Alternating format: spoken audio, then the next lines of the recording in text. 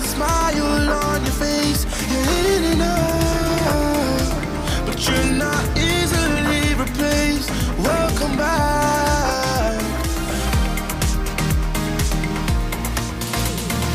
Welcome, everybody, to Books with Cooks, a podcast for bookies and foodies. Hi, I'm Jess. And I'm Alex. And we're two cousins who are also best friends who love to read. Yeah. And I love to cook. And I cook to survive. We'll be reviewing, analyzing, sometimes overanalyzing, and discussing the books we're currently reading, as well as new and old recipes from our kitchen to yours. By the way, we're real people with real families. So you may hear cats, dogs, birds, babies, and husbands. So enjoy that bonus material. Now let's get booking and have a tasty chat.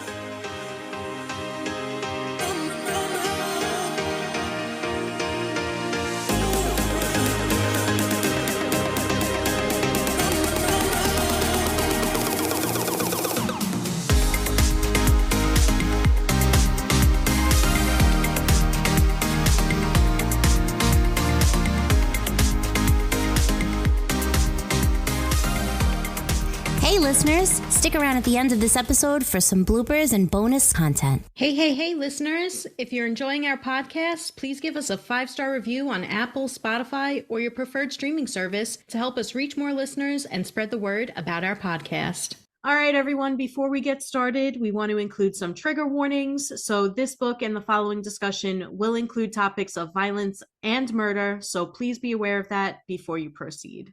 Also, just be aware that there will be cursing and spoilers. So if that's something you're sensitive to, or if you haven't read the book, you may want to skip this episode and come back to it in the future. Just so you know, we will, starting with this episode, be spoiler-free until the last portion of the episode. Yep, and we will announce it when the spoilers begin, so just be on the lookout for that. Whoa, look out. Back for season 2. Hey, Jess.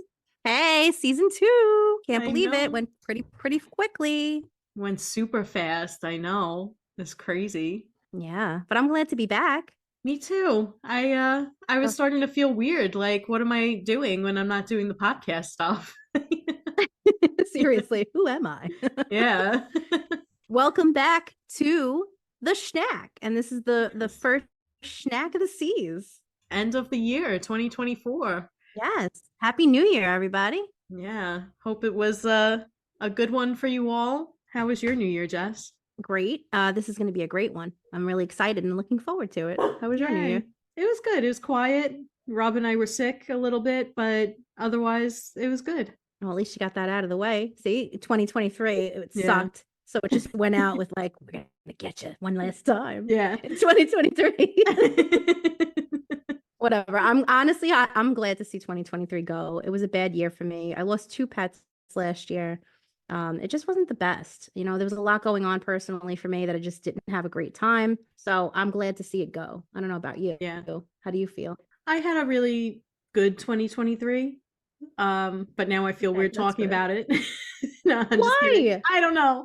I mean, it was good. You know, I bought a new house. I moved. We started the podcast, and just things have been overall pretty good on my end. So I'm sorry that we had 2 different 2023s, but I am looking forward to 2024. I'm so happy. I don't want you. Yeah, I don't want you to have a bad year. I'm so happy that you did. Honestly, that makes me feel better. Okay, good. It does. But 2024, I think, is going to be a good one for both of us and also for the podcast. So moving forward, we are going to be rebranding. Our new name starting next week is going to be She's All Booked. We wanted to try out That's What She Read, since we say that an awful lot. However, it was taken. Yeah.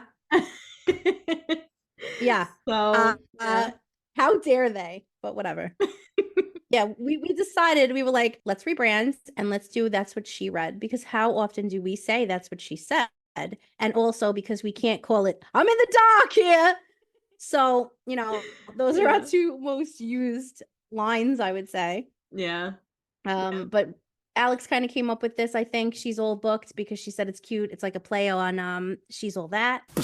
Yeah, she's all that. And, you know, we do love our movies as much as our books. So it kind of fits us, right? I think so. Yeah. Yeah, I think it's super cute. I agree. I don't know. She's all booked, man. We are all booked. Yes, We are like 24/7 book people over here. Yes, but So so we hope you guys just like it. and just know for the next episode and moving forward, if you're searching for us, it'll be She's All Booked instead of Books with Cooks. We'll pay homage to Okay. Books with Cooks just the first week, and then going forward from here, you will see the brand change. We didn't want to just throw it out there, and then you were looking for us when the season started, and all of a Yeah. sudden it didn't come up Books with Cooks, and you didn't recognize She's All Booked, and you were like, "Who are these people? I don't follow them." Well, now you know. Yes. So next week, if we do pop up as that, it's still us, same peeps, same script, same cast. I can't even say different cast.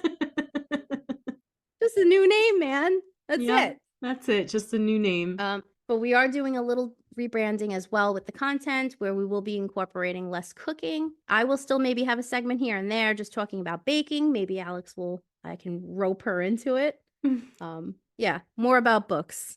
All right, so we hope you like that. And we will be changing our email as well to associate with that. So our new email, if you want to get in contact with us, feel free to reach us. We will be rebranding and changing our names on our socials as well, so keep an eye out for that. But our new email will be She's All Booked Podcast at gmail.com. All right. Alex actually came up with another cute one too. I think we were talking about no shelf control. I don't Yeah. remember who was coming up with them, to be honest. I'm just calling them out we there were and both saying you just did. I don't remember. I don't We were remember. just calling out things. I have no idea. We initially thought no shelf control would be super cute. Yeah. And then Doug was like, no, because you guys don't make shelves.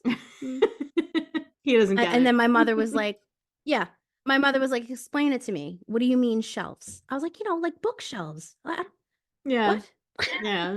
Yeah. We thought it was really cute. We like our puns. Mhm. But apparently, Yeah, I'm sure people in the Apparently. reading community, people on the book talk community probably get it, but people who are not as involved, it was confusing. So we went with She's All Booked instead. But we are going to incorporate no shelf control in another way. That's right. Yeah. That's right. So you might have guessed if you were with us last season, we did our bonus episodes here and there. We're going to be starting up a book club instead, where we're actually calling it, you guessed it, no shelf control.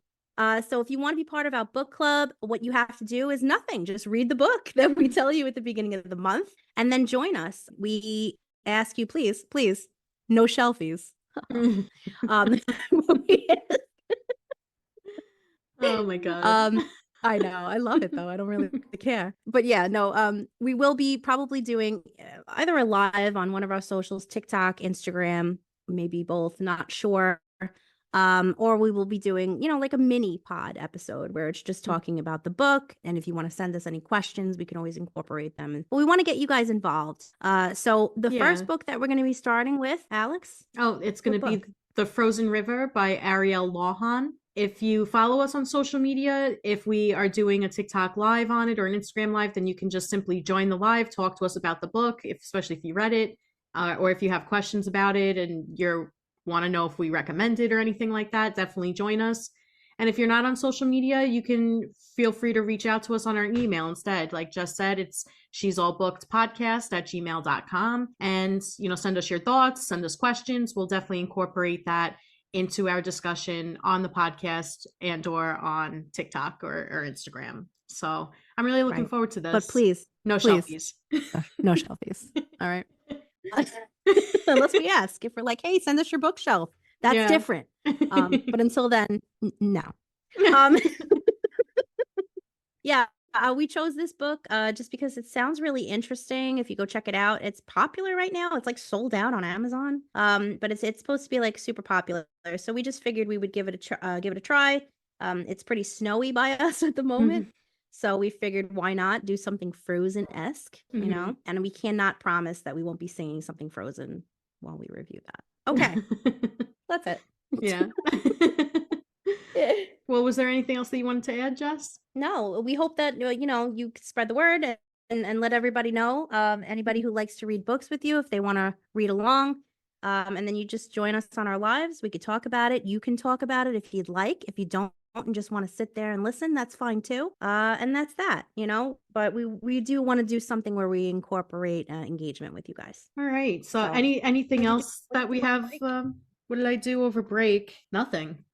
I did nothing. It was weird because I had all this extra time. I did a lot of reading, and I mean, there You was did a lot of reading. I know, and there were also the holidays, so there was a lot of baking and also just prepping and gift wrapping and spending time with family and friends and stuff like that. So that was nice. It was just kind of weird to have a bunch of extra time on my hands. So I did do quite a bit of reading. How about you? No, I agree with you. The same thing. I tried to get some reading done. And as it turns out, some of the books that I read, we are incorporating. Yes. But some of the books you read too, we'll be incorporating. Mhm. But it was at certain points I felt like something was missing, and I would just text you and be like, "Hi," Yeah. you I know, know. We like would I go, felt like like- something was missing. Yeah, we would go like a few days with no contact, and then we would just be like, "Hi, are you still alive? This is weird." I know. Like, yo, Sanka, you dead? Sanka, you dead? Yeah, man. We missed you guys. All right. We missed each other. Obviously, this has a place in our heart, and we love the podcast, and we miss doing it. So we're back, and we're happy to be here. Yeah. So otherwise, on the break, I did a lot of nothing, or reading, or cleaning, or momming, and that's it. Yeah. Baking. I don't know. What books Just did you being. read? Just being. Just being. Not as many as you. You read like a book a day. You are a book monster. Well, I In a good can't. way. When I finally came out of my book slump after Iron Shame, I really I went, and I'm still on this kick where I'm just like, yes, I want more. But there was that period where I was in that book slump, so it feels nice to be officially past that. And I have been kind of flying through books, but Yeah. I mean, it's not a race, you know what I mean? No, of course not. But you read like a lot of books. I read very minimal books. I read, as you know, Remarkably Bright Creatures, Yes, which I'm we're going to really be excited incorporating in about. our lineup for January. I won't tell you how I feel, except that I feel like the octopus is just one of my favorite literary characters of all time. So that's that. Then there's also, I read, as you know, I did mention this, I think in the bonus episodes, House of Cerulean Sea, which Mhm. I absolutely loved. I know you're reading it right now, so I won't give Mhm. anything away, but that is also being incorporated, I think, in January. Yeah. Next I didn't week. read Jasad Air. I really want to, Yeah. but I didn't read that yet. But I did read some of the Christmas books, which I'm so Christmased out. Yeah. But I did read The Inmate by Frida McFadden, Right. and I liked that. Okay. I thought it was pretty good. Some parts were a little predictable, but other than that, I enjoyed it. It did take a turn at one point, and I was just like, wait, what? Yeah. So I like things. That's like all of her books, Frida. She's like the queen Probably. of that. Yeah. Except yeah. I had read Never Lie, and people love that book, and I don't know. I don't know if it's just because I'm not into, you probably would really like it. It was about like a psychiatrist, and like her clients type of Mhm. deal. Yeah. And I don't know if I really like that. You didn't like that aspect. Why you like that? I do like that, but Yeah, I don't know if I love that trope. I saw somebody review it today, actually. It was one of her 5-star reads of 2023. I saw it on TikTok, and she described it, and I was like, that actually does sound interesting. And thrillers Yeah. aren't my favorite. Let me tell Frida's you. not my favorite, but it sounded good to me. So it could just be a personal preference type of thing. Maybe. I mean, I want to give it another go and give it another chance, because I feel like the more I think about it, I'm like, I like it more. I do like the twist. Okay. But I don't know. When I was reading it, I guess I was just like, I was disappointed at the end. And I was just like, I don't know what I was expecting. Yeah. But it was my second read of hers. Mhm. And I guess I was just so, from the housemaid, I was so engrossed with her after Right. that. Because I was like, wow. I literally stayed up till like 4 a.m. reading that one night. So I was just Yeah. like, whoa. And then I guess I got maybe like let down. Maybe my anticipation, or I amped it up too much to myself. That could be. Mhm. I don't know. Maybe. But this one was pretty good. I'm not going to give anything away, but it was a fun read. But yeah, another thing I want to say is I have a resolution this year to try and get Alex more into thrillers. So That's your resolution, is to get me into that's one of my resolutions, is try to resolute Alex into liking thrillers more. to No, become because a you're resolute not- thriller lover. You're not like fully what's the word? I don't love thrillers. They're okay. They're not my favorite. Yeah. Yeah. I don't know. I'm gonna try to dazzle you with at least one thriller. Just one. We'll see if we can. I'm do sure. I mean, there's thrillers that we read last year that I enjoyed. It's just not my. I don't really like books when and same thing with movies, but I don't like when they're going for shock value or that they're trying to throw in twists just for the sake of throwing in twists. And I do feel like a lot of thrillers do that. And I prefer more of a mystery or something along those lines. I did really enjoy the horror books we read as well, so that was cool. But thrillers, it's not that I don't hate them. They're just not my preferred genre. It's not my favorite. And I discovered this. I used to think I liked thrillers, but apparently I don't really. So. Well, I like the whole, second guessing every single person type of thing. Like, make me work when I'm reading. And I like the whole idea of keeping me really focused, not being able to guess the ending. I hate when something's predictable and I can't guess it. I like when there's a twist or something that I didn't see coming. Something like that. It's good. I like the fast pacedness of it. But, like we said earlier before we started recording, that too much of that is a bad thing too. You can't just read all thrillers because then after a while you'll be like, all right, like I'm bored. Yeah. I'm sorry to mention this again, but Iron Shame put me into a book slump, and for a while there during the break I wasn't reading. Yeah, you had a hard time getting out of it. Yes. Yeah, I mean, it was a giant, like, abysmal hole that it threw me into, and it took me a while to climb out of that shit. Yeah. How dare you, Becky Yar do that to me? Yeah. And it's funny too because Doug is reading it still. He started reading it and he's still reading it. And I asked him the other day, I was like, well, what scene are you up to? And he's like, I don't know. Yeah. He's like, honestly, they just did the thing with the rock. I would tell him to DNF it and just listen to our podcast if he wants to know what happens. It's not worth it, in my opinion, especially if you're struggling to get through it. I don't think it's going to pay off at the end and you're going to end up in a book slump. So that's just my opinion. It's so sad. Shout out again, first season shout out again to Brian from Apple. I did not forget about you, Brian from Apple. Best Apple conversation ever. But we talked about Fourth Wing, and I'm just curious. I would love to hear from him and to know, what he thinks. I'd love to know what you think about it. If you want to reach out to me, if not, that's fine. But I'm just curious to see if he was put in a book slump too, because it seems all of us, right? You, me, and Doug were thrown into a book slump from it. And it's sad because we loved the first one, all of us. Oh, well. All right. Well, why don't we, you want to talk about what's coming up for this month?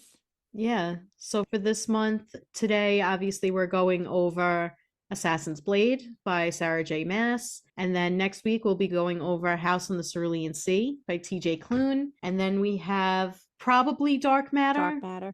Yeah. with Blake Crouch. We have redone our list quite a few times. So if we end up changing something, just a heads up. But as of right now, we'll be doing Dark Matter by Blake Crouch. And then the end of the month, Remarkably Bright Creatures. And forgive me, I don't know the author for that one. But I'm looking forward to all of those. And our book of the month this month will be Ruthless Vows. Van Pelt? Okay. Yes. Yeah, I don't remember her first name, but I know her last name is Van Pelt. Shelby, maybe? Shelby Van Pelt?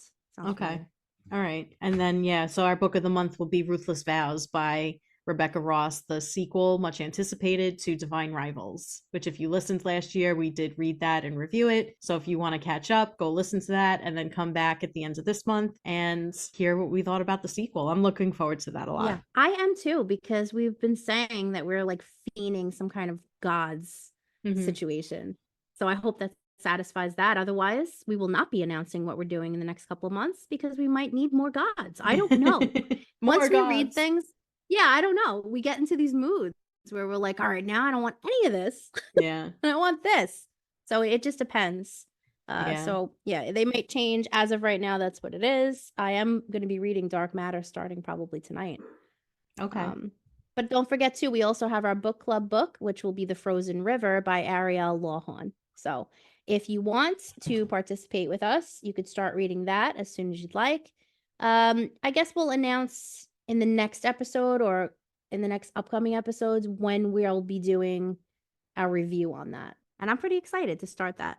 I want you to know that we started this podcast because Alex and I were starting our book club again because we did book clubs together. Our original book club was Busy Bookies, which we are busy bookies.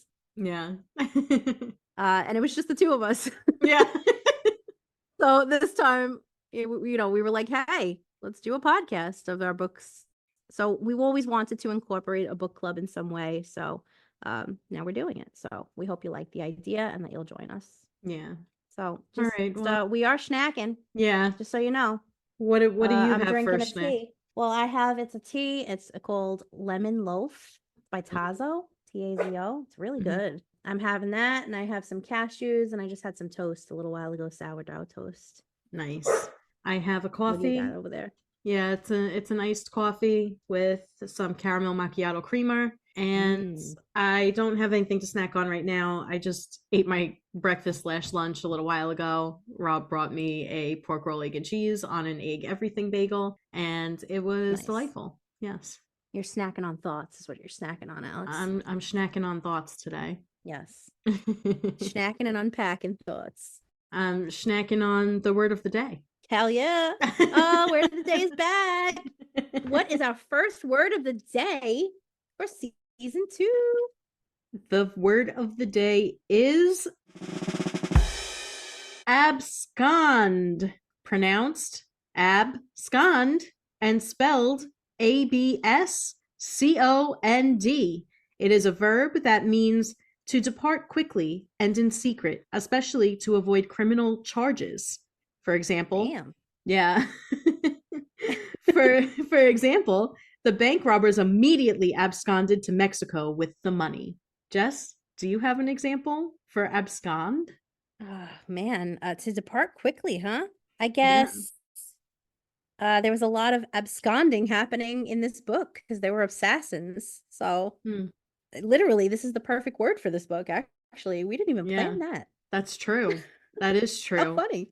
Especially in the last novella, the assassin and the empire, I think was the last one. Sam wants to abscond to some southern region with Selena. That's right. All right, so let's hop into some trivia. I don't know why I emphasized that. I don't know why that was but weird.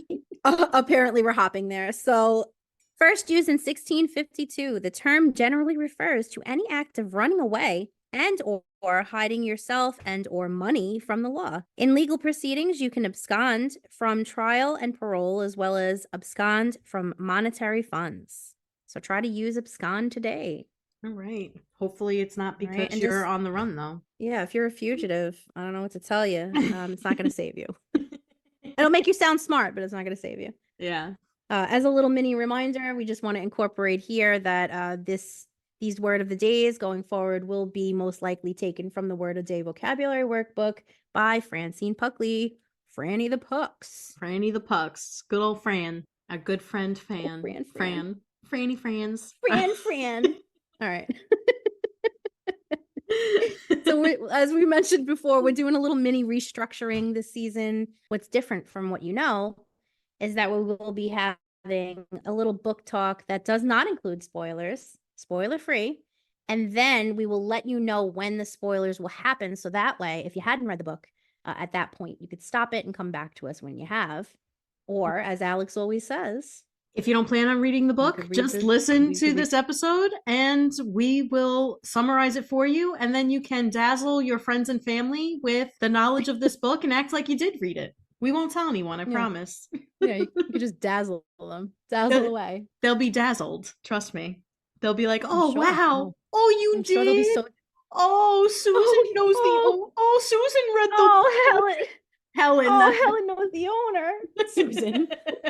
I don't know where I got Susan from. Oh, Helen knows the owner.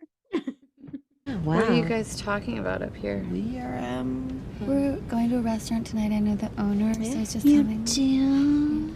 Oh, Helen is the owner. Anyway, that's enough of that. Hilarious. All right. We did read these books in different order. Alex had already been inside the series. She had already what was the last book that you read before this? Heir of Fire. Right, Heir of Fire in the Throne of Glass series. I had not started it yet, but TikTok once again was influential and was like, "Yo, bitch, you didn't read this yet, so you better do this first." And I was like, "All right." So we decided to do this experiment where I read Assassin's Blade before reading anything else about the series. So I went into this blind. So we're going to see how it affected us in different ways. So what do you think? Did it make like an impact on you for the series? Like, what are your overall brief like thoughts? All right, so Without two spoiling. things. One, I think I was supposed to read it after Crown of Midnight and not after Heir of Fire. I think I would have liked it better after Crown of Midnight. I think it makes the most sense if you are planning to read the series to read it there because you do already know. So the thing with this book is that it's not really a book. It's a collection of 5 different novellas. So they're very brief and they don't really get in depth with the characters and the world building. It's a little bit, but it's not really, it's, in my opinion, it's not meant to be read before you know anything else about this world and anything else about these characters because they're assuming you already know about them because it is a prequel. It's not the first book. So I think that it makes sense to read it after you've read the first 2 books. You already know the characters, you know the worlds, you know what this is all about. I think everything in the book will make a little bit more sense. And I wouldn't recommend reading it after Heir of Fire because when I finished Heir of Fire, I wanted to move right on to the next book, and stopping to read Assassin's Blade made me not really want to read Assassin's Blade. However, I think it would make sense to do it after Crown of Midnight. So that's my thought on it. What are your thoughts having read it before Throne of Glass? Okay, so as of right now, did it leave me where I was on the edge of my seat and I can't wait to start Throne of Glass series? No. To me, I was not connected to the characters. Some of it was entertaining, maybe a few of the little scenes. But overall, meh, it kind of fell flat for me. So, I don't know how it impacts the story, though, because I haven't read the story. I'm not in the middle of the story. So I would be interested to read at least Throne of Glass and see if there is any impact on having read this first for me. And then see where I want to go from there. I have a feeling that this is just backstory info. Maybe it'll have some kind of detail. I feel like maybe this was just not necessary. It's just backstory. It's honestly, it's good to read if you already read the series and you like the characters and you just wanted a little bit. So there is another character, Sam, in the novellas. You get more about him in the novellas. He's not really in the series, but he's referred to a few times. So if you are if you're reading the series and you're like, oh, I'd really love to read about what happened with that before this book started, then yes, Assassin's Blade is going to be great for you. Otherwise, it doesn't really impact the story, in my opinion. Right. Yeah, and I feel like I'm with you. Like if I had read the story and was in the middle of the story and then all of a sudden this came up, I would have been annoyed because I would like, I just want to get back to the story. So I feel like maybe having included this not as part of the series reading, maybe like as an after reading, or maybe it's like a prequel, read it later, whatever, I feel like might even be best. So I don't know how I feel yet about saying that I agree with reading it first, but I will let you know. I can say I agree with what you just said. I think I might have liked this more if I had finished the Throne of Glass series and then gone back and read it. However, I think I just didn't really care. So I think you get enough information about what happens prior to the series starting in the series, enough to understand your characters and their motivations. I really think that this was just for those fans that were really, really interested in learning more about that. So if you're not really that interested in that specific plot line, it doesn't matter. It doesn't make a difference, Yeah, I have a feeling you could just skip this book and it's not going to make any impact whatsoever. No. I have a feeling too, she had to write a certain amount of books with a contract or something. And this is just my assumption or opinion. This isn't fact in any way. I don't know. But maybe they were like, hey, we have to extend it to 2 extra books. And she was like, well, I have enough for 1 and I want to keep it that way. And I don't want to add extra. So she made this or something just to throw that in there. I have no idea. She might have been contracted for a novella, or I think that she might have had some of this stuff in Throne of Glass and it got edited out. And she said, hey, people keep asking about what happened. I'm going to release this as this collection of novellas because I already had it written anyway, something along those lines. Or she may have been contracted for a novella. Yeah. Because I mean, I haven't read the story, but I just feel like you know, if you're in the middle of the story, you know how they do the flashbacks, and I like that, but this wouldn't have been relevant to the story, right? Because it has no impact. No, So I mean, there's really no reason for her to do it that it's way. kind of interesting to see her as an assassin prior to the book starting, because at the end of the book, it's at the end of Assassin's Blade, it picks up kind of like a year later is when Throne of Glass starts. So you get kind of that background. Yeah, you don't really see her like as an assassin. And so for the most part, you know, I don't want to give too much away about the series either. Oh, but so this isn't a backstory of a like character who's mentioned here and there. This is the backstory of the main character? the main character, Selena. Oh, see, I didn't even know that. Yeah, Selena's the main character. This is, I mean, so the Throne of Glass series is not told in first person perspective. It is multiple POV, but the primary protagonist, especially for the first two books, is Selena. So it's kind of just her, but it's a little interesting just kind of to see her as an assassin. I'll talk a little bit more about this in my spoilers because I have thoughts on this, but I mean, it's kind of like interesting in that respect. Like if you were curious about what her life was like before Throne of Glass started, then it's kind of cool to see that. However, if you don't know anything about her, like you didn't even know that this is who the book is about, like it's kind of just like what's happening here, like what's, you know, what am I reading, you know? That's interesting because I didn't realize this was a prequel. So now I know. Yeah. But it makes a lot of sense since she's so young too. But Yeah. I have some issues with that, but we'll talk about that. Yeah, that's where a lot of my issues lie as well. As of right now, do we go ahead? Oh, I was just going to say the Throne of Glass series is a YA series. I think they tried to rebrand it as adult because she does age throughout the series, but Throne of Glass starts when she's 17, Assassin's Blade she's 16. It is YA. I think that's evident in the storytelling as well, but it's kind of some of it, it's kind of like, all right, the ages are kind of weird. I don't know. Okay. So as far as this goes, if this was something that was on your TBR list and you wanted to read it and you just didn't know about the order so far, you're getting it from two different perspectives. I don't know, because I can't tell you. I didn't read the rest of the series just yet, and Alex is midway, right? So I think Alex had made a point earlier that she would have liked to have read it after a certain book that she didn't read it after, which was that. Yeah, Crown of Not Air of Fire. Right. I would have Midnight. Okay. I think it makes more sense if you're planning to read it mid-series to do it after the second book. In the third book is where we start to get more points of views, we get more characters. And so I think it makes sense. The first two books are focused heavily on Selena, if not almost solely. It's not solely, but it's heavily on her. So read those two books, read the prequel, get to know her a little bit better, and then continue on the series and get to know these new characters, because it's once Air of Fire hit is when I started getting more invested because I liked some of these other characters a lot more. Right. Okay. Yeah. See, as I stand right now, I don't love her. I don't know her. I don't love her. I don't know her.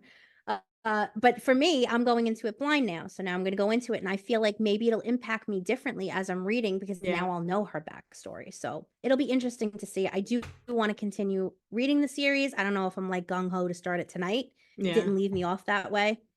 So just know that if you're going to start it first, that you're not necessarily going to be like, I can't wait to read what's next. Yeah. Although to be fair, I haven't really felt that with the whole series so far in general. I do know it picks up more in the second half because like that's where like the overall plot starts coming in. You know, the first two books are kind of like world building, character building. The third book is expanding on that, and then from my understanding in book 4 is where it really picks up speed. So I haven't been super invested in the series the way I thought I would be, but yeah. And I will say this little tip as well. As you know, unless you're just starting out and you're new here, hi. I just wanted to say that, you know, I prefer reading physical books, but in this case, I did download on the Kindle, like the 8-book-in-1 type of thing. I absolutely hate it. And I'll tell you why. Because it doesn't go in like specific type of order where it's links and you get to click on each book. You have to like actually go through it to find the other book. Since this wasn't the first read and it was in the middle, I had to search to the high heavens to find it, and it wouldn't let me know how much was left in the chapter. It wouldn't let me know like what page. I was so aggravated and annoyed. So to those out there who do prefer physical books, I might say maybe get this one in a physical copy or do the individual downloads because so far I'm not really loving the group download type of thing. But that's me. It could be a personal thing. Yeah. It just annoys me. It's very time consuming to find. That's all. I did that with the Game of Thrones books. I have the physical copies, but I would read them digitally on my Kindle, like when I would go to get my hair done. And I mean, those pages, those books are like 1,000 pages or more every single book. So I would read I would read like 200 pages and it would be like, you're still at 3% of this book. And I was like, but I'm not really though. It was very annoying. So I would throw it away. First world problems. Anyway. All right. So let's jump ahead to our plot synopsis. We'll get into a little more detail and then we'll hop into our spoilers, but we will let you know when, like we said.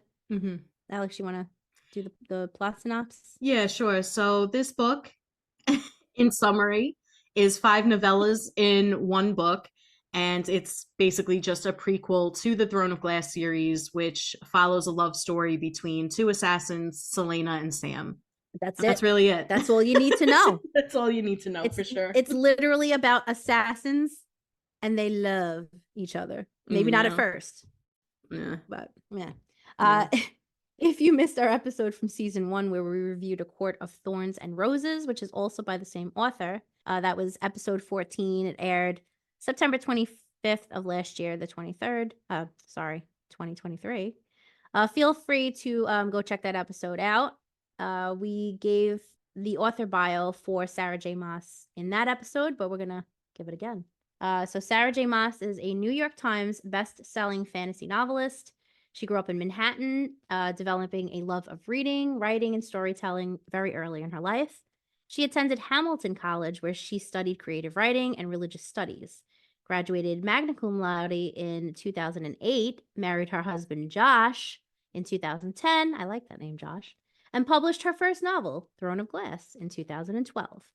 It's a book she started writing when she was 16, which is interesting that she made this character start in the prequel at age 16. That's interesting. Today, Sarah lives in Pennsylvania with her husband and 2 kids. She's the author of 15 novels and counting. She keeps going. As of 2022, she sold over 12 million copies of her books, and they've been translated since into 37 languages. Her next novel, House of Flame and Shadow, in her Crescent City series, will be released this month, January 30th, 2024. And Alex is super excited about that. I can't wait. Actually, I'm about to start my rereads of the 2 first. I'm reading another series right now, and as soon as I finish it, I'm doing my rereads of the first 2 books so that I'm all prepared to start Crescent City 3 on January 30th. I kind of wanted to finish Throne of Glass first, but I don't know if it's going to happen because I love the Crescent City series, and I'm really looking forward to that 3rd book. Yeah, you have to really love a series to reread the books. See, I do this thing where I make these little notes in my phone or wherever, and I do these notes. So this way, if I have to reference back to it, like I have the little details of it, of the ones I don't want to reread. Okay. I actually did it for this one. I have notes. Okay. That I'll reference. But yeah. So, if you're like me and you're just like, I don't want to reread that book, but if I have to, I can go reference my notes. That's all. Yeah. Nice. That's it. And there's a lot of you out there who write in the margins, and I applaud that. We don't do that. Yeah. I don't really read hard copies, so I will, if I'm reading on my Kindle, I will take notes on there. If I'm doing an audiobook, I will make notes on my phone. And I reread books that I enjoy. So I really enjoyed the Crescent City series, and I'm excited to just get back into that universe so that I can jump right into the 3rd one. And yeah, so if it's a book that I really enjoy, I will reread it. That's all. I just want to go back to that world for a little bit or visit those characters again, and I love that. Well, I love that for you because you sound really excited about it. I am. I'm like fangirling over here. I'm like super excited. I did read, I'm sorry, I did not read any of them. That's a lie. I did buy the first book in the series of Crescent City, so I do plan on reading it at some point. Am I super gung-ho to start reading it right now? No. But Alex gets really excited and makes me want to read it, so maybe. Yeah. We'll see. Crescent City has been my favorite so far. So I loved Akatar, it's really the second book that I love the most. The rest of the series I like, but it's the second book that stands out to me. Crescent City has been, first of all, there's only supposed to be 3 books. The first 2 were fantastic, and it's just a really fun series. Much more fantasy than, especially Akatar. Throne of Glass is pretty fantasy, especially as it gets further on in the series, but Crescent City is completely different from Akatar. Okay. See, because right now, as I feel, I've read 2 of her books from 2 different series, and I don't love either of them. Yeah. So my first impressions of her, Court of Thorn of Roses, was just meh until the end. You know what I mean? For me. And then this one, meh. So that's my going into her, which sucks. But I think I would go Court of Fury. No, Court of Mist and Fury. Court of Mist and Fury.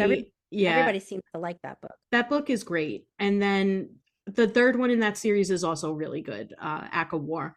Throne of Glass, everybody seems to love so much. I have just been kind of like meh about it. Like, it's good, but I'm not really excited about it. I'm hoping that towards, where Queen of Shadows picks up, I'm hoping that's where it's going to get a lot more interesting. Heir of Fire got a lot more interesting for me. And that's because there were some side characters that had plots that I was really interested in. And then I would come back to these other ones that I was less interested in. So we'll see. But Crescent City, I loved. I'm hoping that it'll turn it around for me, because I know everybody loves this author. And I'm so far 2 books of hers in, and I'm just like, really though? I don't know. That's just how I feel right now. So I hope it changes. Yeah. But overall thoughts of this particular book before we do jump into spoilers. Yeah. I was bored. Yeah. I was bored reading it. I know you said you were a little bored too. I mean, there were some entertaining scenes, like I said, but overall, I was a little bored. How about you? Yeah, same.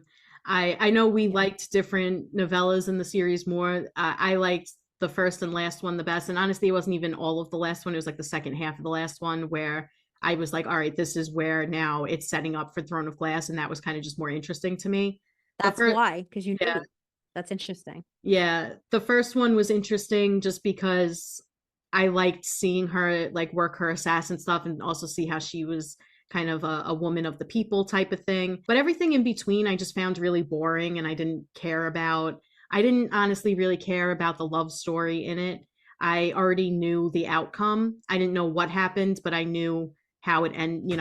I knew at least one thing about it. So I was like, all right, I know that this is going to end here. So what's the point, kind of? That's kind of how I felt the whole time. It's just like, what's the point? I would have actually liked to have seen more of her younger, and when she was actually like taken into the Assassin's Keep and trained and all of that, versus just kind of picking up and telling this love story that just, in my opinion, has no impact on really much of anything. So you don't learn about that, or as of right now, you haven't learned about that. You how she gets you find out what happens, like they tell you what happens, but I would have liked to have seen that more fleshed out. Like I would have preferred to read about that than what we actually read about in this book. That's just how I felt about it. I was like, it would have been interesting to see her, because so Throne of Glass starts where she's the most notorious assassin. Assassin's Blade starts and she's the best assassin. It's like she's in the same place, more or less. I would have liked to have seen how she became the best assassin, I agree with that. We'll get into that a little bit more. Yeah, with the spoilers. After we talk about the spoilers. But I will say, reading this first and not having read it, I wasn't connected to the characters. The 5 novellas are following the same person or persons. There's other side characters that are also across them. I didn't feel connected to any of them. And I wanted to know how you felt, because you are in a different position than me reading. So I wanted to know if you felt connected to them more this way. I felt more connected to Selena because I was already familiar with her. I knew of the other characters, so it was interesting to see little cameos. I actually really liked getting some information about Lysandra. I know she hasn't entered the story yet from where I'm at in my reading, but I do know that she is a character in the story that many people love. And I believe she has kind of like a character development where you maybe don't like her in Assassin's Blade, because I was kind of like, I don't really know how I feel about her. But it was interesting to kind of, but it was interesting to see like where she started and how she knew Selena to begin with and just that kind of stuff. So I appreciated that. But overall, I didn't care that much, but I did feel the most connected to Selena.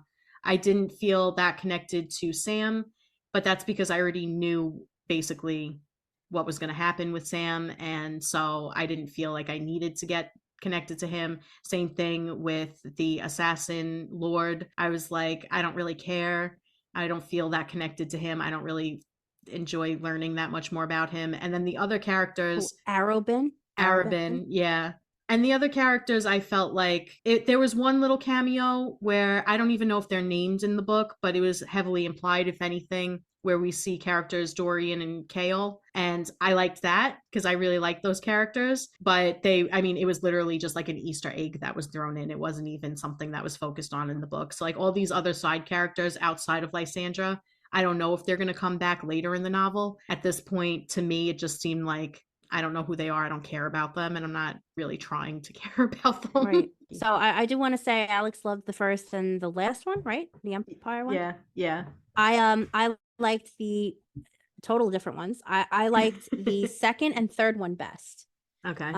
And that's because I found them more interesting, where they had more interesting scenes. There was a little bit of entertainment going on in those two. The other ones just I didn't care. They fell flat to me. I pushed myself to finish the end.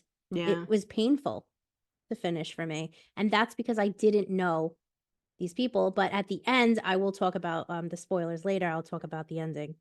But now I'm interested to know that it's a prequel and that it's going to continue from there. I think that's more interesting to me. I didn't know that fact. So okay. Cool.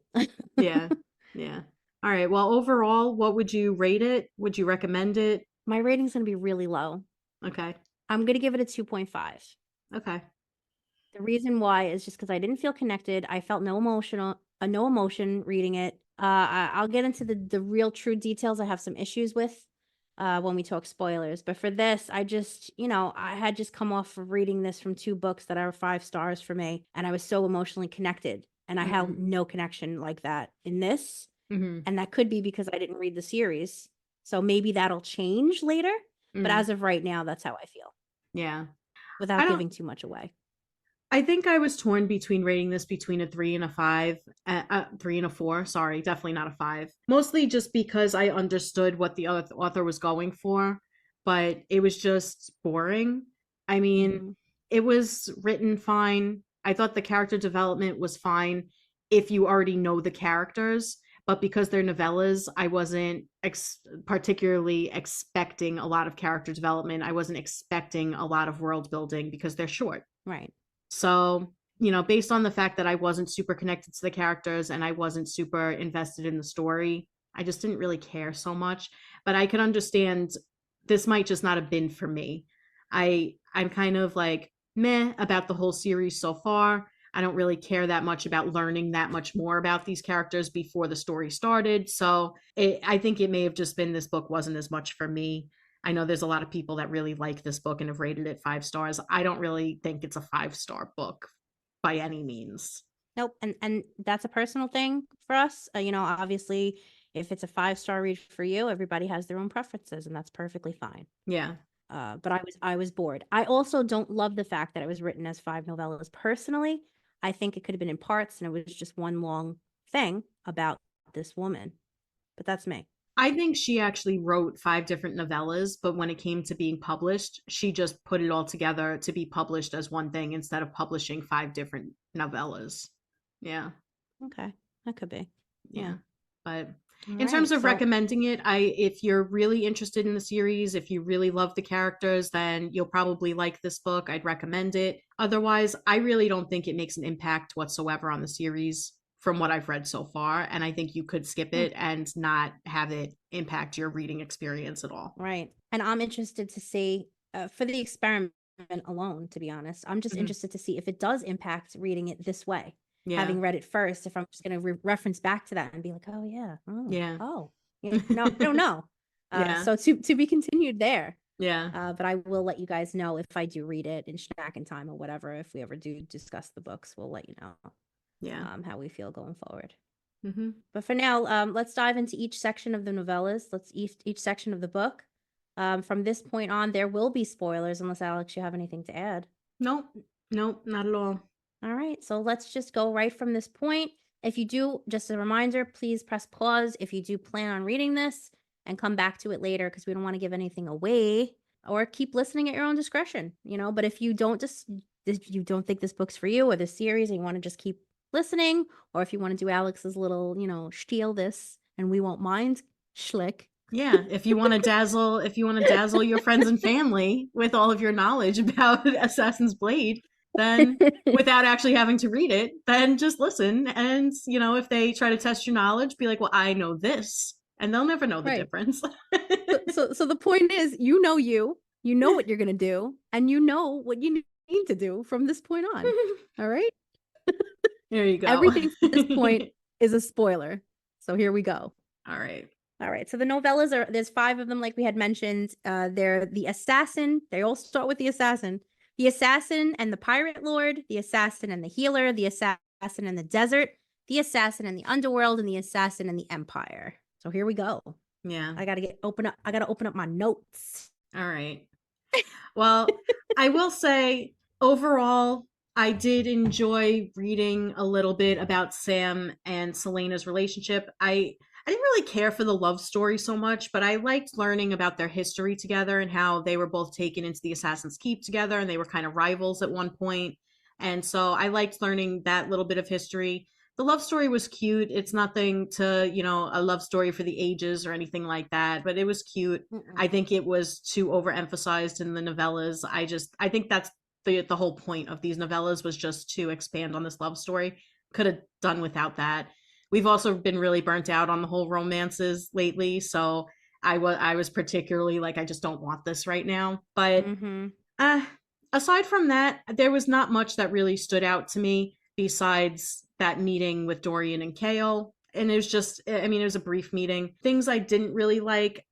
I have a problem with this in Throne of Glass as well, but I just have a really difficult time getting behind a 16-year-old being the best assassin in the realm. How? That's why I wanted more backstory on that. Is like, how did she become this amazing assassin? All we're told is that she's the best. Get it. No, we're just constantly told that she's the best, but we don't understand why. She doesn't seem particularly great at it to me. Like, she's good, but it doesn't seem like she's any better at it than any of the other assassins, like Sam or whatever. So, the age bothers me too. We're just told that, hey, she's 16 and she's famous. Yeah. For being an assassin. Like, dude, how famous could you be at 16? What were you doing this since you were 12? Like, also, 8? What's happening here? Doesn't it kind of defeat the point of being an assassin if you're famous for being an assassin? Because then... Yes. I mean...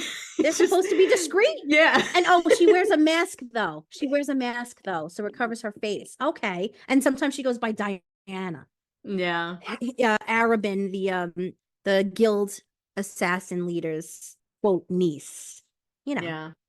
I ain't buying it. Yeah. Who's buying this? I wasn't super, I know at the end it was supposed to be super like, oh, shocking that it turns out Arabin was working with their enemy the whole time and he purposely had Sam killed. And I already knew that Sam was going to die. I thought that his death was really brutal. I didn't enjoy reading that. I was like, was this necessary? I mean, I get that it shows some motivation for her character, but I still don't think it was necessary.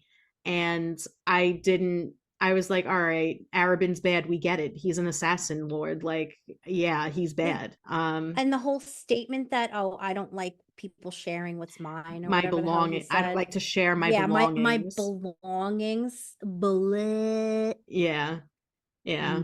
Gross. Also, when he professed his love for her, I was like, this is creepy, because the whole time I thought of them as more of like a father-daughter type of situation. Yes. Like a mentor. Did I. Yeah. And then he's been with her. We don't know when he like obtained her or started training her or whatever. We don't know those details. She was very young. What we do know is that he was a father figure. Like, he's been like basically kind of grooming her to be this perfect assassin, yada yada. And he's giving her all these gifts and he's doing all these things, but now it's creepy because what was like, you were into her when she was 10? Yeah. I'm pretty I sure, don't like it. don't It gives quote me me the on ick. this, but I know she was very young when she first started training as an assassin, and I want to say it was when she was about 8 years old. But again, I could be wrong about the exact age. But I know she was very young. Yeah. So it's creepy. That whole Super part is creepy. giving Woody Allen for me, and I don't like it. So that's one of the issues that I have that I'm not feeling, because Mhm. like, how old was this little girl, who's still a little minor, by the way, Yeah. that you're professing love for? Because he doesn't seem like he's a minor in any way, shape, or form. He's probably in Nope. his 50s, right? I, Ish. I don't I don't know. know. If I had to guess, I'd say maybe 40s, but he's definitely significantly older than her. Way too old for him to be professing his love to her. Especially, I mean, he's professing his love for her, but in the second book, or at least at the end of the first one, possibly a novella, he beats the living daylights out of her. Like, he beats the shit out of her, because at the end of the first novella, she works with Sam to free these slaves, and it went against, his her orders from Arabin. So he, like, literally, I mean, he beats her terribly. He also beats Sam terribly, but yet he loves her because he gives her pretty gifts and like special armor, but makes Sam pay for his armor. Like, it's stupid. I don't know. I didn't like that. So one of the reasons why I loved the desert one, first of all, I thought the desert one was the best, in my opinion. Okay. I liked all of it. Yeah. I liked that she made a friend, and she hadn't made a friend before, Mhm. which is also kind of creepy. Like, he was cooping her up and wouldn't let her make friends. I don't know. Mhm. But I just, she makes a friend. The friend ended up backstabbing her, but it was a good lesson to be learned with her. I really liked the way she went about that whole scene of letting the girl go, even though letting the girl know that she could have hit her with that arrow. I just thought Yeah. that was entertaining. I really liked that. It was And I good. loved the whole, yeah, the whole idea of her going to these silent assassins and doing all Mhm. these things. I just thought it was really cool. I liked the mute master. I liked the little tiff where she could have, there was a handsome man that was the son of the mute master that Mhm. was in the silent assassins group in the middle of the desert.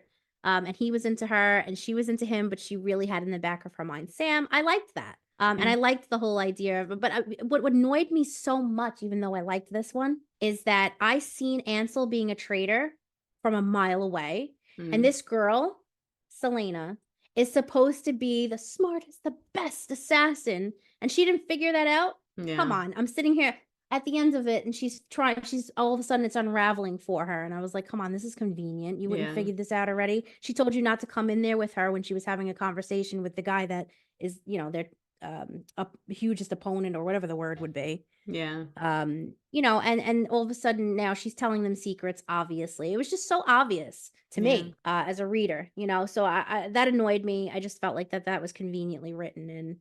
And but otherwise, it was interesting to see when they do invade the silent assassins. They do a surprise attack, and to see how that whole scene unfolded. I really liked that. Mm. So I just wanted to say that. As far as the healer goes, I mean, we don't get any resolution. I hope we do in Throne of Glass as to that healer, because I really liked her story a lot. So maybe you can give me some insight on that. I don't remember her. I don't think she was in at least the first 3 books. Maybe she'll Okay, so come then in. what's the point? Well, that's the What's the issue. point? That's the issue that I had with these 3 middle books for the most part, is that, as far as I know, and I could be wrong, maybe I missed it, or maybe they just haven't appeared in the series yet because I haven't read the whole thing. But why are we Right. introducing these characters when it doesn't matter? I don't think it was that important to the backstory. I don't think it was that important to her character development that we needed a whole novella about either one of these things. And Mm. from what I have seen, at least so far, it's just we don't see these people again, and if we do, there's no impact on the story thus far. So Well, I think that's why I didn't really care about these so much, because in the first one and the last 2, you see people that like that you recognize. You're like, okay, maybe this will feed into this a little bit, or maybe this explains this a little bit. But everything else, I was like, I just don't see what the point is. I felt frustrated. yeah. So I felt frustrated too, not knowing what you know. You know what I Yeah. mean? But at the same time, I'm hopeful, or at least I was left hopeful, that because in The Assassin and the Healer, the second novella, Selena goes in disguise to this like bar and finds the barmaid basically having a tiff with some merchants, or I don't know, some men that were trying to like, hassle her. She takes care of business, saves the barmaid, and then essentially finds out when the barmaid begs to heal her from her wounds, that, she's meant to be a healer. Her mom was a healer. She was supposed to go to the school to be a healer, but she just doesn't have the money to get there. That's why she's working as a barmaid. To cut the story short, and just to give you an idea, Selena gives her her brooch, and she gives her a bag of money to help her get there, and that healer girl, the barmaid, leaves that night to go become a healer. So I was hoping that that story would amass to something. Come on, Maas. Come on, Maas. I was hoping it would actually, like come somewhere in the book, and I was like, oh well, that's interesting to see how she, comes into the story maybe. So I hope that that happens. Otherwise, what's the point? Unless, I guess, to show us Selena's character, like, hey, it's a assassin with a heart, because you get that in the Pirate Lord, the first novella too, where she frees these slaves, and she does, in the first one, it is also showing her and Sam connecting for the first time, really like working together, where prior to that they kind of wanted to kill each other. Yeah. So not really much maybe for Sam, because I think he's always been in love with her, Yeah. which is also creepy because he's older. Okay. Not but much older. Not much older, yeah. But as far as the desert goes, then she goes into the desert now, and then they also bring up another person, the person I said that she became friends with, Ansel, whatever. Ansel, whatever. Ansel was also an interesting character, and the way that they left it, I was hoping that that maybe would stem into something in the series. So maybe it will, and you just didn't get there yet. I hope so. Otherwise, I really just don't understand the point, except to show us Selena's character building, I guess. That's what I hope. I'm hoping that we do see these characters again, and that's why they were included in here. But as of right now, I don't recall them in the first 3 books. I mean, it is an 8-series book. An 8-book series. 8-series book would be 7. Right, 7 plus this one, right? Oh, yeah. Yeah. So, it'll be interesting to see, because you do have a big chunk of it left. To see if they pop up, and that would be interesting to me. In the end, too, for the assassin in the Empire, they leave it off that she's basically sent to like salt mines or something to like Endovier. Her life. Yeah, like life sentences. Yeah. So I didn't know. I thought this was just some backstory character that just gets mentioned, but now you're telling me it's the main character. So I'm interested now a little bit more to see how she gets out or whatever. So that's interesting to me. Yeah, she gets sentenced, I think, 9 life sentences in the Endovier salt mines, which is notorious for basically being like a death prison, like a death camp. Death sentence. Yeah. So I'm interested to see how her badass self gets out of that. Yeah. I am interested to read the first book in the series and see how it goes from there. Yeah. Now I'm really hoping that these characters come into play. Yeah. And I do like Selena. Like, I like her in Throne of Glass. I like her in Crown of Midnight. I really liked her in Heir of Fire. And from my understanding, it just gets better and better, especially later in the series. But I found in my reading experience, I liked Throne of Glass. I liked Crown of Midnight. I thought Crown of Midnight was better than Throne of Glass. Heir of Fire, I thought was significantly better than the first 2. And then from everything I hear from people who have read the full series, the next few books are just amazing and mind-blowing. So we'll see. Yeah, I'm interested in that. And I wanted to mention too, because I told you, I think the desert one was my favorite. Yeah. But there was also this scene it was a minor scene, but I liked it. Yeah. It was interesting, kept me interested, about this spider silk trader. And it's so ironic that this would keep my interest, because I hate spiders, especially giant fucking fantasy spiders can kiss my ass. But that's the whole idea of it. I hate giant spiders in fantasy. Why? Yeah. I hate them. Anyway, but it was really cool. There's this guy, he was there, this merchant, and he had this giant spool or whatever of spider silk. And he tells this story about he obtained this through a spider somehow in the woods. This giant spider basically said, I will give this to you, but I'm going to take 20 years of your life. He thought it would be later, and it ended up being now, where it aged him 20 years. So he appears 20 years older, and the only way to break this sort of curse is for someone else to kill the spider that did this. Yeah. So I'm hoping and praying I think that that goes back somewhere, because they never get into it in any of. I was hoping Underworld or Empire would get there, and tell me like, oh, she found the cave where the spider dwells, and that never happened. So I'm hoping that in the series that does come into play, where she does save this guy and kill the spider. That would be really cool to see play out. I do And he think does that that's actually going to give come her back. a little, I hope so. And he does give her this little tiny bit of spider silk, which she has woven into like her suit later. But it's really cool. He gives it to her for free, basically, but he tells her everything has a cost. In other words, like, this will help you remember that you owe me to kill the spider for me. So I just thought that that was really cool. I think that was a standout part for me. I really liked that among all the boring. That you're right. That did stand that you're right, because that did stand out to me too. And I remember thinking at the time, I was like, this I feel like is something that's gonna come back because it was a little bit more fleshed out. I was like, why would they even include this if not to bring it back later on? And I do think it's gonna come back. So I'll be interested in seeing that play out. I agree with you. And the reason why I like the desert part too, I think a lot of important things happen there. Obviously, she realizes she has feelings for Sam when another boy goes to kiss her. I also like the fact that she steals these horses, these beautiful horses. And I really felt sad when she did this, but at the same time, she did it with a good purpose. But she takes this horse back with her to the Assassin's Guild and then later sells him to help buy Sam's freedom. And I really liked that. Except that I was like, no, man, don't sell the horse. You know, I was sad about the horse. but that was really cool. I know. I was like, not the horse. You guys have been through it.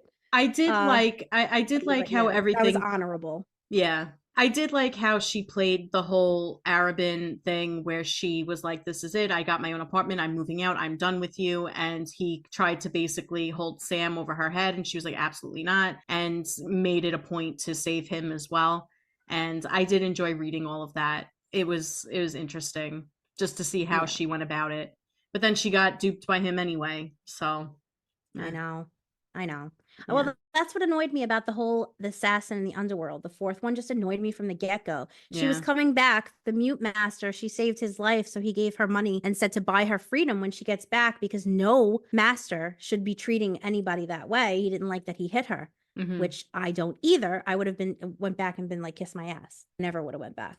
But anyway, she goes back with 3 trunks of money, like basically to buy her freedom. And then she doesn't do it. And that pissed me off that she even delayed that. And then when she finally does, he's like, oh, okay, that's cool. And then later he's like, not okay with it. I don't know. That whole 4th novella kind of annoyed me. I get the point. It was important for the story, I guess, but it was annoying.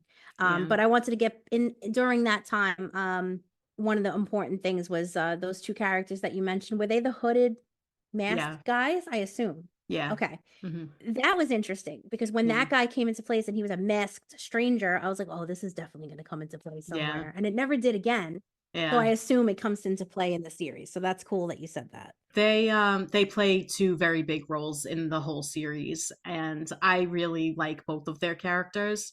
I know Dorian in particular is like a fan favorite, but I have a soft spot for Kale. I love him. Especially in the first couple books. Which is the one that was hot that she was Dorian. dancing with? I believe that was Dorian. Okay. Yeah. Right. He sounded hot. you learn a lot more about him and Kale in the Throne of Glass book, and then you learn more about them in Crown of Midnight, and then in Air of Fire they kind of even have like their own storyline type of situation. So I do like their characters a lot. I liked that they were thrown in there. I thought that was cool. Okay. All right. Well, that makes me feel better too, because I was like, what's the point of this? We get it. She likes Sam. You know? Yeah. I don't know. And then when she was like taken into the sewers and then she almost drowned under there, that scene annoyed me. Yeah, me too. It was so annoying. I was like, no way this girl's getting out of this, and she does. And I'm just like, come on. I actually and then, of course, Sam happened to be there. I kind of skipped over some of that at one point because I felt like it went on too long. I was like, all right, enough. Like, we get it. You know, I know that you're going to survive this. Like, I don't really care how you get out of it. Maybe that was just me being a little bit bitter, but I was very frustrated with that. No, that wasn't just you. Because let me tell you, the first one, I didn't care. I didn't care about the Pirate Lord. I don't know if I really liked pirates, to be honest. I did care about the slaves being freed. That's what I liked. That was cool. I love how they worked together. I loved that she did that and she didn't care about repercussions. Yeah. I loved that. As far as the assassin and the healer goes, I started really liking her character a little bit more because I seen that she had a generous nature, even though she was an assassin. So I was like, okay. And then the desert scene, I just loved, like I said. As far as the next two, I had to push myself through them. They were very painful. And I hated them because I was like, all right, we built all this up and it was really interesting. And now you're killing me. They slowly. also had killing me softly with this song. Yes, not softly. I know. But Slowly. speaking and of painfully. music, though, then they also had this whole thing with her loving the music at the opera and then playing the piano, which I like, but I also thought they spent too much time on it. I was like, I like this kind of backstory or like character development, but I didn't need it in this novella. I find with SJM, she always does this with her main characters. They're always these like badass like warrior types that have this artistic nature, but they can't, they can't gravitate towards it because they live these hard lives. And so I was just like, I've seen this before, even though this came out before ACOTAR, but I just thought they spent too much time on it. Just like I sometimes think they spent too much time with the painting stuff with Feyre in ACOTAR. It's like, all right, we get it. I think I've seen this scene before. Yeah. And I didn't like the ending. You know what I'm saying? Just to quote your girl there. Yeah, I love that song, by the way. That so song, much. That song's one of my favorites of all time. I love. Me too. I love Exile. Yes. His voice is awesome. That guy. So deep. When they get into the third part of that song and they're singing together and the way that their voices just mesh, it chokes me up. I love that song. That song is so sad and they sing it so beautifully, and I could go on about this for hours, so I won't, but I love it. Unrelated, but you could see when we actually get excited about something how we talk differently. That's all. If you're yeah. So other than that, something that I kind of like about her character is that she is this gritty assassin. She's tough. She's a fighter, a warrior type, but she does also like the finer things. She talks about having a ton of shoes and she loves these beautiful dresses and stuff. I thought that it was just kind of nice to see a quote unquote badass character that can still be feminine and girly. I like having that dimension. So I liked seeing that, but it's nothing new. It's nothing that I didn't know about Celaena already. Same thing. You didn't know Celaena. I already knew that she was a good-hearted person. I already knew that she was generous and cared about, people and the oppressed and things like that. So none of that was really new to me, but it was, I think, in general for her character development, I do think that that's a nice touch. Well, I think, it's honorable too, because her and Sam were slaves in a way. I mean, in their own aspect, they were working for this man who owned them because he kept buying them things and saying, well, you owe me. It's not a gift. Haha. So obviously they're going to be compassionate towards other people in the same situation. And I really loved one thing I did like Sam's character. I did find him he sounded like he was attractive, but I love what I was attracted to was his backstory about how, his mom was in a situation, she was like murdered or something, and then basically begged that Arabin take him so this way he was protected. And I really like that we got the backdrop on that. He seems like a great guy, while Celaena was getting beat up, basically she was getting maimed essentially by her master Arabin. He basically was being held back by like 4 people. 4 guards were holding him back, and he was like, I'll kill you, and I really liked that. It was obvious that he cared for her, but I really liked that he stood up to the master and didn't care about repercussions. And that was the second time he didn't care about repercussions, because he helped her free the slaves in the first one. So I really I found his character more interesting than hers. I thought she was a brat. She is a little bit of a brat. She is. I think that's a character trait of hers, honestly.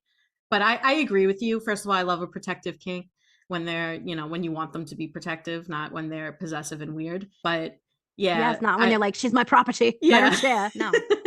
Yeah, but I agree. I liked learning more about Sam. I just personally I know that it doesn't really impact the story, so it was hard for me to get too invested.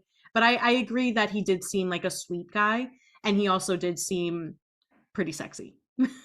Yeah, and he cared for her. The only thing I can see of it being any sort of impact is the impact of developing her character as an adult. Yeah, but we already kind of know that in the series. We know that she had a love, and it ended badly because of a death. Like, I already knew all of that. I just didn't know the details of that, like them actually falling in love, and then how he was killed, which was brutal. Right. So yes, it was. And unnecessary, but it was really I was like, I actually got a little queasy, and I don't know if it's just because I read it at a weird time, but I just was like, oh, like this is giving me like it was giving me like queasy feelings the way that they were describing it. It was dark. It was gross. It was brutal. Yeah, it was a little dark, especially since the whole thing had an overall vibe of YA, and then it was that, and I was like, Yeah. oh, damn. Yeah. And I didn't want to see it. He didn't deserve that fate. I know. He was a good guy. I did feel really bad for him because he was such a good guy, and for that to be, and just how much pain he must have been in at the end as well. Like it was not a slow death by any means. It was just that made No, me he feel suffered. sad. Yeah, it made me feel Yeah. really sad. And he suffered all because of he suffered too by basically at the hands of somebody he thought he trusted, because he was like a Yeah. father figure to him too. Yeah. So sad. Yeah. I don't know. Very right, creepy. well. I don't like him, Arabin. No, I me like either. Sam, but I don't like Arabin, the guy. Yeah, the master. assassin lord Don't or like him. whatever. Yeah. All right. Was I mean, there so overall, as far as the novellas go, do you have anything else to say about them? No, I don't not know. really. You can say what I you're gonna just say. No, I was just gonna say if there was anything else you wanted to go over about the novellas. Otherwise, I was just gonna say, it was just all right. I won't Yeah. say I don't recommend it, but I do think it depends on your reading experience with Throne of Glass. And maybe this is different if you do read it first, so we'll find out from Jess, later on. But in my opinion, I don't think this was for me. I didn't really care too much about learning this. I could have lived happily without reading this and still appreciated the series. However, I would recommend it for people that are much more invested than I am. So that's where I fall on it. And yeah. Yeah. I mean, I'll let you guys know, like Alex just said, I'll update you when I do start reading the series, at least for the first book, and let you know if it had any impact, anything that was differently experiment wise, any experience, anything that alters my experience, basically, Yeah. from having read this first. Otherwise, as of right now, nah. Yeah. I mean, I am a little slightly more interested, knowing that she's the main character. I did not know that. I really did genuinely think that this was just some rando that they mention every once in a while, and now you're getting the backstory, and you're like, oh, Yeah. I don't know. Yeah. Now I'm like, oh, okay. Well, I would like to know, how she gets out of the mines and all these things, Yeah. and how it affects her. Right. So yeah, maybe, Okay. maybe, baby. Well, if you had to sum up this book as a nail color, what would you sum it up as? Yeah, for those of you that weren't with us last season, we like to do this with these little Yeah. categories because we do like categories. If anyone has never played that, why do it? It's fun. Anyway, those of us who know us already, you know. Yeah. If I had to sum this up as a nail color, it would be like either puke green or some kind of like beige. Wow. Okay. Because of the desert. Because of the desert, I guess. Gotcha. 'Cause that was the only scene that I really cared about. Yeah. Yeah. For me, it would be like a bright red with one nail being white. And that's solely based on, I think, the Underworld novella when she's wearing the red dress. That for some reason, that color just stuck out to me. And her hair, I think, is described as like a really white gold, a white blonde or something. So Okay. yeah. I like the idea of there being 5 fingers on your hands and 5 different nail colors or something, because it was Ooh. 5 novellas. That's interesting. That's cute. Yeah, I like that idea too. Yeah. All right. How about if but it wasn't exciting enough for me to do that. Yeah. You were like, I was bored. We were in the desert. It's gonna be beige or puke green. Yeah, puke green because yeah, whatever. Yeah. All right. Well, if you could basically think of this book as a movie, what movie or TV show would it be? Dune. Dune? The movie Dune. I feel like you're insulting There's boring Dune right parts now. in the movie. Okay, because first of all, the movie takes place in a desert, okay? Okay. And there's a lot of things that are interesting that are building up to something, but you just don't know what they are yet. And the movie was boring otherwise. And that's how I felt. All right. Did you ever see Dune? I have seen Dune, yes. I haven't read the book though, Okay. and I have it on my list. No. It's been on my list for years. I do too. Yeah. I want to read the book very, very much. But I didn't hate it. I know a lot of people hated the movie. I didn't hate the movie, but there was like a lot of build up to things that I just what? Are you talking about What is it? the remake or the original? Because I haven't seen the remake yet. I didn't know there was an original. Okay. I only seen the remake, I guess. I only saw the original. That's so hilarious. That's interesting. I really liked the original, and I haven't. Did we just spark another experiment? I know, maybe. Ooh, reading the book from seeing two different angles. Hey. Yeah. All right. Nice. Yeah. In terms What's your movie? In terms of movie or TV show, this is going to sound weird, but I'm going to say How I Met Your Mother. And here's the reason why. Because it's basically, this whole book is just a lead up of how Selena met Sam and what happened in their relationship. And then by the end, he's dead, just like in How I Met Your Mother. So that's how I would sum up this book. And sorry, spoilers if you didn't watch How I Met Your Mother, but it's super old at this point, so I feel like I'm safe in spoiling the fact that the mother's dead at the end, and it pissed me off. All right, I'm done. I never got to the end, and I didn't know that. But that's okay. Oh, sorry. I'm not gonna watch it anyway. Okay. But no, that correlation makes 100% sense, and I like it. I like where you're coming from. Okay.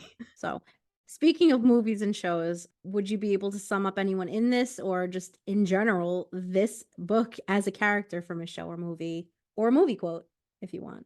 I don't know about a quote, but a character from a show or a movie, maybe I'll say this book was kind of like Toby from The Office. He's crucial. He's crucial to certain parts, but he's just, do you really need him there? I don't know. I mean, all right. So since we're going there, I'm going to go really dark with this one. Oh God. Okay. There Will Be Blood. The little pastor guy. Okay. What was his purpose? All right. I never saw that movie. You never saw that movie? Except No. at the end to just be like, I drink your milkshake. I do know that quote.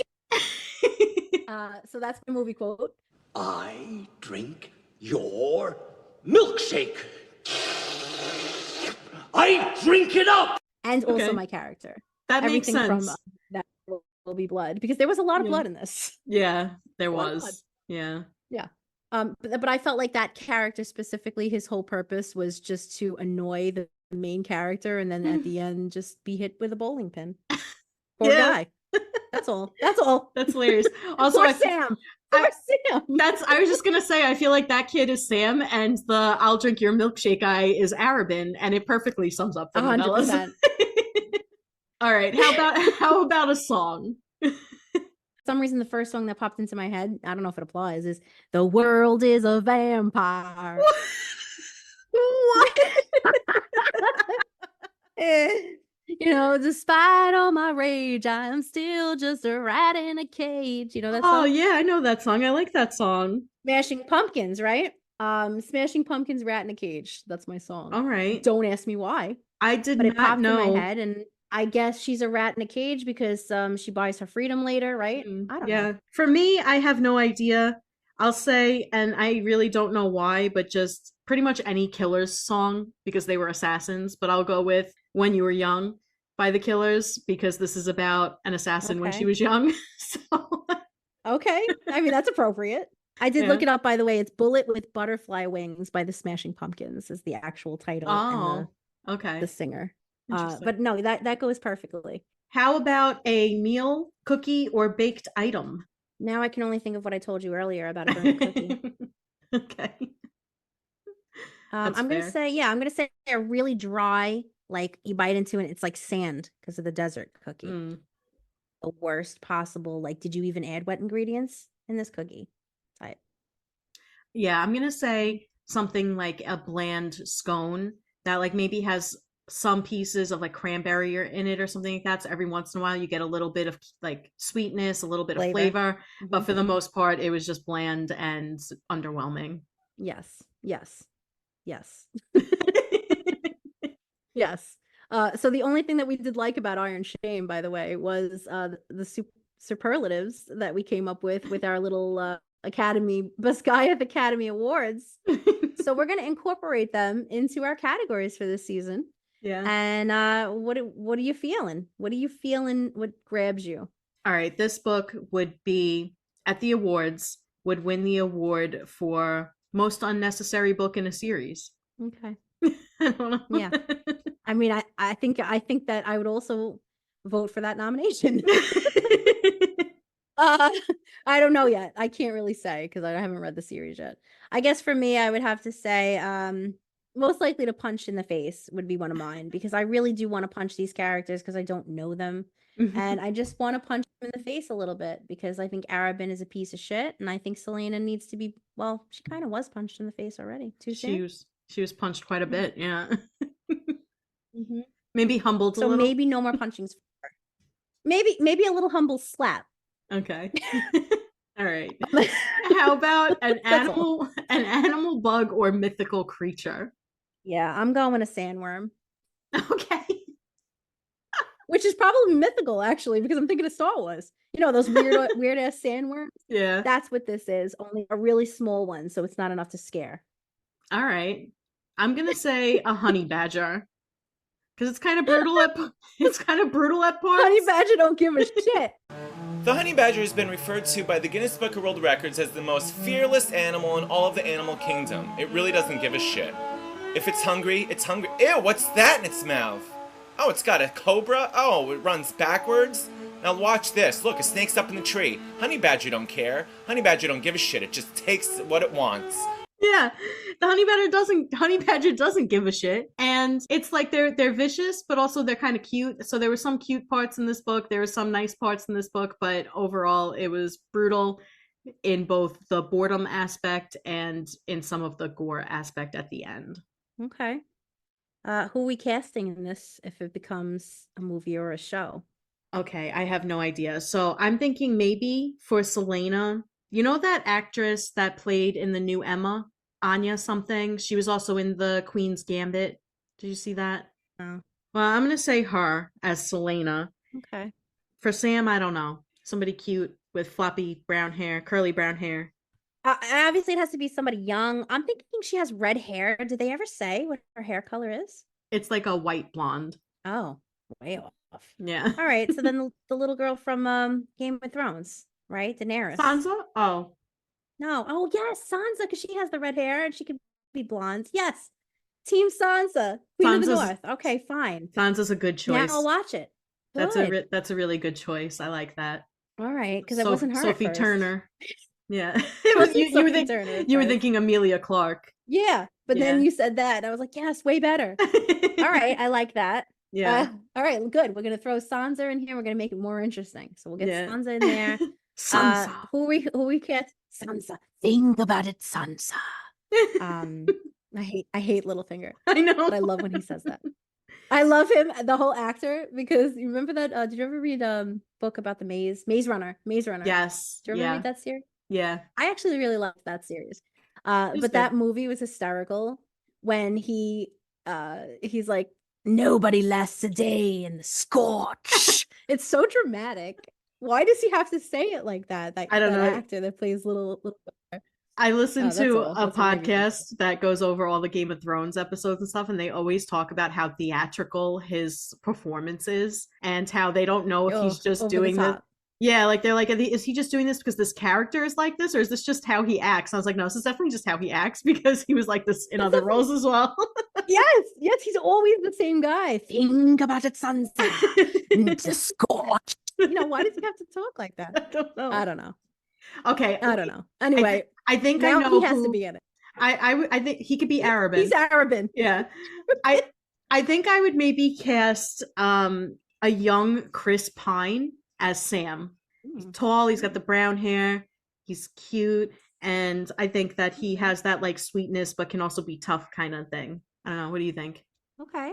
I don't know. I mean, Chris Pine is interesting, but he's too old for the role. No, a young so it would Chris have to be Pine. somebody you mean, yeah. Yeah. I don't know. I mean, if this is going to be, I guess he's too old for the role too now, Zac Efron, and he also has a new face.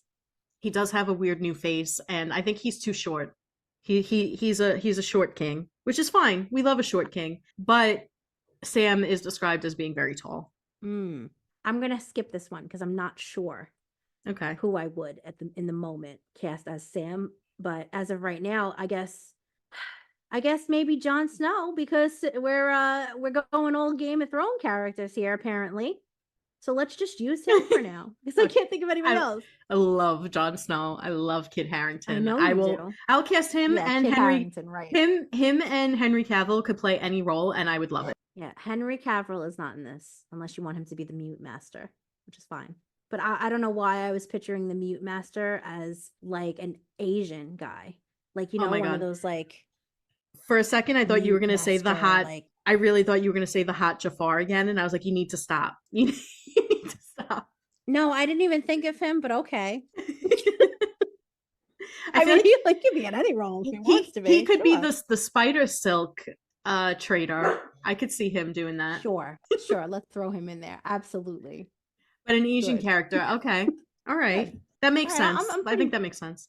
Satisfied with that. The only Alright. other person I would consider casting would have to be that girl Ansel, because she had a big role in the third part. Mhm. And she would have to be, I don't know, I'm gonna say Zoe Kravitz for her. Okay. Feeling Zoe Kravitz. Yeah. I could see that. But also she might be too old for the role also. Everybody's too old for the role. We don't know young people because we're old people. So Old people. Oh. Also, what about as for Sam? Oh, he's too short too. But a young Lenny Kravitz. Oh. Mhm. Yeah. Okay. That's Because if That's you want fine. to go with young He's- young Lenny Kravitz, how you doing? He's still hot, okay? yes, he is, and he's not too short. Also, Kit Harington is pretty short, so This is just the This group is of short people the movie. short. Sansa will just tower I over them all. I can be casted too because I'm short as shit. Yes, that's 5'1" true. people. All right. If you didn't Well- know, now you do. All right, we're going way off topic. Way off topic. So overall, I think I said be somewhere between a 3 and a 4. Maybe I'll just call it even at a 3.5. And you said you'd give it like a 2.5. 2.5. It's a hopeful for bumping it to maybe a 3 if I read the series and this comes into play, where these little unanswered questions about these side characters get fulfilled. Then I would definitely bump it up. Okay. If not, boo. Yeah. Why? All right, everybody. Well, tune in on Thursday, January 11th for our Poddy episode. We'll be doing some more book talk. First Poddy episode of season 2. Yeah, I'm very excited. We love our Thursday episodes, and we may be bringing back some old things that we've done, bringing in some new things. So we're excited for that. And then next week, Jess, you want to talk about what we're reading next week? Because I know you are in love with it. Yes, but first I just want to say we might be bringing some segments back. Yeah. Right? I don't You know what's what I'm happening. saying? Instead of we're bringing sexy back. Oh, We're bringing sexy back. We're bringing We're- some segments back. Yeah. All right, that's all. No I'd throw JT Timbaland support. in there and be like, yeah. I'm repping Timbaland, not JT. Fine. All right. Okay. With a yeah. All right. We will be reading The House of the Cerulean Sea. If you still want to stick around and listen to us after us just blabbing right here. That's me. I'm Jess, by the way. Yeah, I know. Mute me next time. But anyway, we will be reading House of the Cerulean Sea by TJ Klune. Yep. And I really loved that book. Alex is reading it right now, and I'm very, very interested in hearing what she has to say about it and discussing it with you guys. So that is the next book on our agenda. We promise that won't change. So if you are interested in reading it, now would be the time. And if you are new here, welcome. If you are not new here, welcome back. Yeah. And thank you for listening. As always, we appreciate each and every one of you, and we're really happy to be back with season 2. So we have a lot in store for you, like we said. So we will see you soon. Okay. Here's to an exciting 2024. Hell yes. Hell yes. We had a good conversation. If you haven't read the upcoming books but would like to, head on over to the link in our bio and get a copy for yourself so that you can participate in future discussions. You don't pay anything extra, but if you make a purchase using our link, we get a small commission. So thank you so much for supporting us. If you enjoy listening to our podcast, it would really mean a lot to us if you would leave a positive review on Spotify, Apple, or whichever streaming service you use. We would really appreciate it also if you could spread the word by telling friends and family about our podcast. And of course, we want to say thank you to all of our listeners. We really appreciate each and every one of you. If you're just tuning in, this is what you can expect from our podcast. We're going to be releasing new episodes every Tuesday and Thursday. So be sure to check out our socials for updates and also some bonus content. You can find us on Instagram, TikTok, and other platforms. Click on the link in our bio for access to all of our socials and other links. We encourage you to reach out to us with thoughts, ideas, questions, and feedback. If no one told you today, you're important and valued. You belong here. You're doing great. And we believe in you. Now let's turn the page and put a fork in it. Because we're done with this one.